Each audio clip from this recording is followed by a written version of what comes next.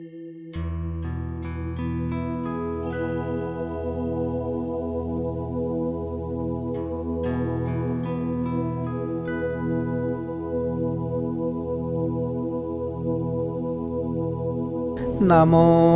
तस्स भगवतो अरहतो सम्मा सम्बुद्दस्स।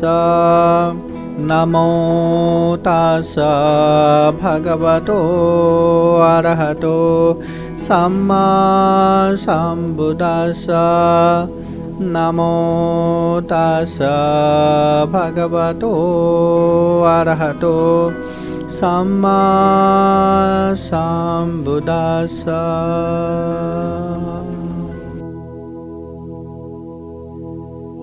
इस संसार में मनुष्य जीवन प्राप्त होना दुर्लभ है। स्वयं तथागत भगवान बुद्ध भी गाथा रूपी उपदेश में कहते हैं कि जो मनुष्य पति लाभ हो, अर्थात मनुष्य जीवन प्राप्ति दुर्लभ है। दुर्लभ का मतलब होता है इस संसार में बहुत ही कम मात्रा में मिलने वाला। जो चीज सुनने और देखने को भी बहुत मुश्किल होता है, ऐसे विषय को दुर्लभ कहा जाता है। संपूर्ण प्राणी जाति मध्य मनुष्य जीवन विवेक बुद्धि से पूर्ण उच्च कोटि का माना जाता है। इस मानव जाति को दुर्लभ, अमूल्य और सर्वश्रेष्ठ के रूप में लिया जाता है। संसार में जहां जिधर भी देखो, अधिक से अधिक मनुष्य को देखकर कभी कभी हमारे मन में संदेह उत्पन्न होता हो। इतने भीड़ भरी इस मनुष्यों के बावजूद भी मनुष्य जीवन को क्यों दुर्लभ कहा गया होगा? कैसे दुर्लभ होता होगा? संदेह जायज भी है। इन विषयों को भी विविध तरीके से स्पष्ट किया जा सकता है। जैसे मान लिया जाए, संसार में जो जितना भी मनुष्य है, सभी को एक ही जगह पर जमा किया जाए तो कितने मनुष्य होगा? Just imagine. ये जो सारे पृथ्वी के मनुष्य लोग जमा होंगे, जितने भी संख्या मिलेंगे, इनसे कईयन गुना अधिक प्राणी एक ही जंगल में चींटियां मिलेंगे। इसमें कोई संदेह नहीं। और सोचिए, ऐसे जंगल इस पृथ्वी में अनगिनत है, अनगिनत। एक अकेला प्राणी जाति चींटी भी मनुष्यों से कईयन गुना अधिक इस संसार में मिलता है। चींटी ही नहीं, इस संसार में प्राणियों के विविधता बहुत ज्यादा है। ये सभी को मालूम भी है। कितने प्राणियां तो हमें मालूम भी नहीं होता। जब टेलीविजन के नेशनल ज्योग्राफी, एनिमल प्लैनेट जैसे चैनल पर दिखाएंगे, तब जाके दिमाग में झटका खा जाता है। अरे, इस तरह का प्राणियां भी है क्या इस संसार में? जी हाँ, इस संसार में मिलने वाले अनगिनत प्राणियों की विविधता और संख्या को देखा जाए तो निश्चय ही इस संसार में मनुष्यों की संख्या बहुत ही अल्प और नगण्य मात्र है। इसलिए भी हम कह सकते हैं, मनुष्य जीवन सही में दुर्लभ है।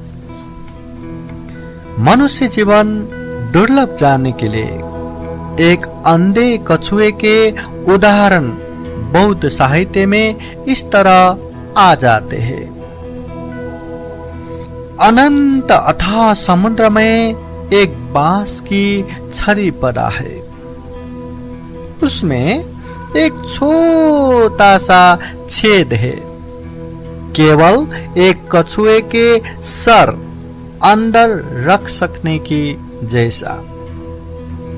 वो बांस की छड़ी जिस तरफ से हवाएं बहती उसी तरफ जाते, जिस तरफ से लहरें आती उसी के हिसाब से बहते।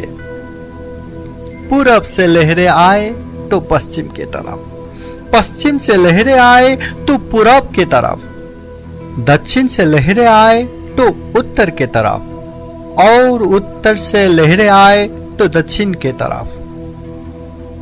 विशाल अनंत समुद्र, एक बांस की छड़ी, उसमें छोटा सा छेद। वो छड़ी भी अस्थिर, एक ही जगह पर कभी रुका न रहने वाला। अनंत समुद्र के भीतर एक अंधे कछुए रहता है। कछुए 100 साल में एक ही बार अपनी सिर समुद्र के सतह से बाहर निकालता है और फिर जाकर समुद्र की गहराइयों में ही रहता है। ऐसे परिस्थिति में वो अंधे कछुए कब अपना सर उस बांस के छेद में अंदर प्रवेश करा पाओगे? कितने समय लगेगा? क्या ये संभव है कि वो अपना सर उसमें अंदर डालेगा, उसमें अपना सर प्रवेश करा पाएगा?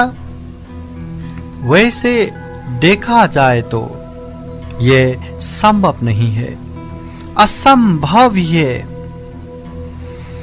अनंत संसार में इधर उधर चलता उस छोटे से बांस के छड़ी में रहा छोटा सा छेद में अंधे कछुए, वो भी 100 साल में एक ही बार समुद्र के बाहर अपना सर निकालने वाला, अपने सर उसमें अंदर प्रवेश कराएगा, ये बिल्कुल भी संभव नहीं है। बिल्कुल भी संभव नहीं है। हाँ, ये सच भी है। कोई भला इसको संभव ही कैसे कर पाओगे?